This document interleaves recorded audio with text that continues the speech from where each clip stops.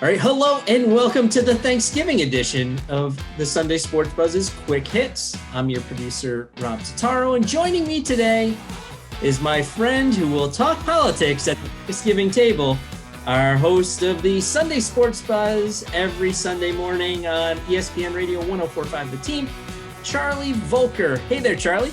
Morning, Robert. How are you? Charlie, I'm living the dream. I'm a little bummed after last week's show.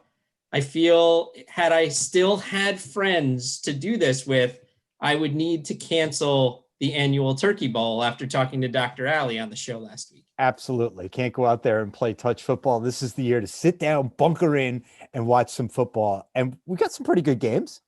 We do have some good games. You know, Charlie, one of the things that I love about Thanksgiving is Thanksgiving football. And as much as I love Thanksgiving football, that's how much I hate Thursday night football generally, but I'm ready for this week.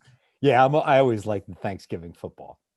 So, all right, so let's get to it. The 12:30 game after the parade, we've seen Santa. He's waved hello in theory, although I don't think there is a parade this year. But he'll wave hello anyway and start the holiday season. We'll start the holiday season. It is the 3-7 Texans at the 4-6 Lions. Charlie, what are you thinking?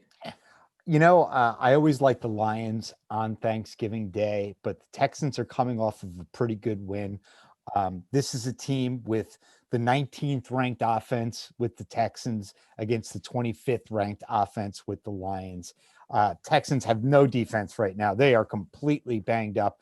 Lions defense isn't much better, but I do think the Texans have an opportunity here to win the game, and I think I'm going to go with the Texans. All right, so I am also going with the Texans. The Lions have lost their last 3 Thanksgiving games, and Deshaun Watson coming off a big win over very big performance, 28 for 37, 344, 2 touchdowns. I think they're rolling. I didn't necessarily realize these teams' records were so bad. So that's what we got, both taking the Texans. All right, so moving on to the next game. It is 4:30, Washington at 3-7, and the Dallas Cowboys at 3-7. Dallas is giving 2.5 points, and this is the hot matchup for the NFC East, Charlie. Can you believe that? We're talking about 2 3-7 teams, and they're looking at this. This is for the lead in the East. Both teams coming off wins, Rob. So this is a big game for the Giants as well. I like the way Washington's defense plays. When I first looked at this game as well, Dallas had a good win the other day. And I really like Dallas's offense. I think they have so many parts, and they're going to just start to put it together, or they should at least. But Washington's defense is really good. Last time these teams met, Washington blew them out. It was like 25-3. So I really think that this week it's going to be the same type of thing. Andy Dalton does come back against Washington here, but he again got blown out the last time. I think Washington's going to get their 4th win, which is better for the Giants because the Giants have beat Washington twice. As a Giants fan, I got to root for Washington to win the game. Cowboys 1-8 against the spread on Thanksgiving Day, but the one came against Washington. I am really looking at Andy Dalton now being, he knows he's going to be the starter. Back in week 7, it was more of a transition. I'm taking the Cowboys. That's a good pick. So we'll give me a chance to make up a game there. Yeah. All right, so our final game of Thanksgiving Day, the kids are asleep. Put them to bed, Charlie. It's time for a little Ravens Steelers. 6-4 good. Ravens. Yeah, good nightcap game. Undefeated Steelers. Undefeated Steelers at the early line is 3 points they're giving. I'm taking the Steelers. I mean, they've just played so well. The Ravens have played terribly the last few weeks. They've had when the Ravens lost to New England, I really wondered, I knew that they'd been struggling, but I don't think New England's that good, and that was proved this past week. I think that the Steelers are going to pick up win number 11. Ravens don't have any running backs.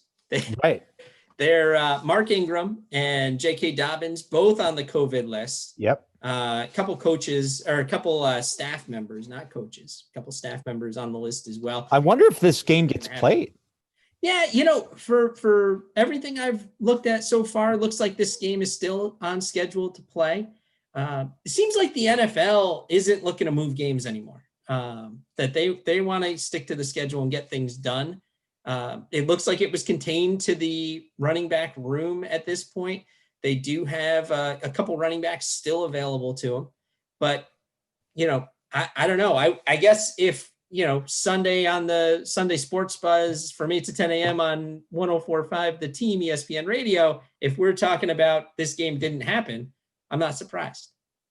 I'm not surprised either, but I think you're right. I think Roger Goodell and the owners have said, we're going to play these games. And if you don't have your players following the proper protocols and they're the ones that compromise your team, you're out of luck.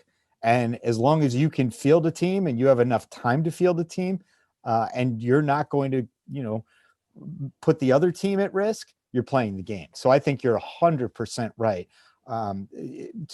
They're not giving back these advertising dollars in prime time on Thanksgiving night. It's just not going to happen. No, you're the only game in town. I just don't see it either. All right, Charlie. So I love the side dish at Thanksgiving. It's never Thanksgiving, the turkey. It's everything else that crowds the table around us. So a little more data for you today as a little side dish.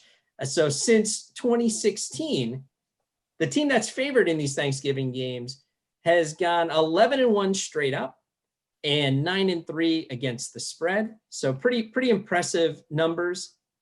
One thing on Thanksgiving Day is they're always usually pretty good games. That's why I think you only see the Steelers line at 3 over the Ravens, because usually guys get up for these games. They know they're nationally televised. That's why Dallas is probably where they 1-9 against the spread on Thanksgiving, but they probably have a lot of wins in that number of games. So people get up for nationally televised games, unless you're the Jets.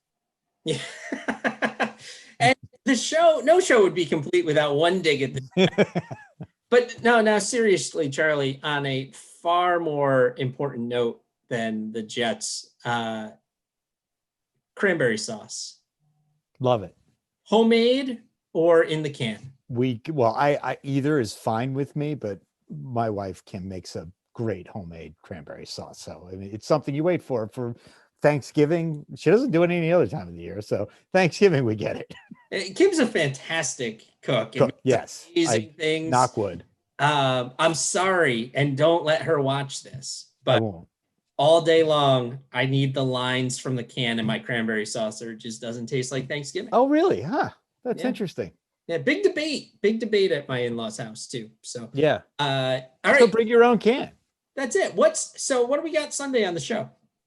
Sunday on the show is great. Actually, Bill Madden, who wrote a biography on Tom Seaver, is going to be on. He's going to talk with us about that book. And we also have another cool one, New England Patriots, 6 rings. And this is going to be a great one. Jerry Thornton is going to be on with us on the show. So we have an awesome Thanksgiving show. A lot of fun. We'll have a lot of laughs, and we'll have a lot of good interviews.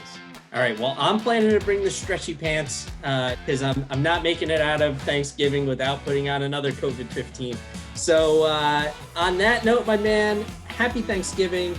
Safe travels, buddy. Enjoy the time with family. To all of you, be safe, be healthy. Happy Thanksgiving, everyone. See you Sunday.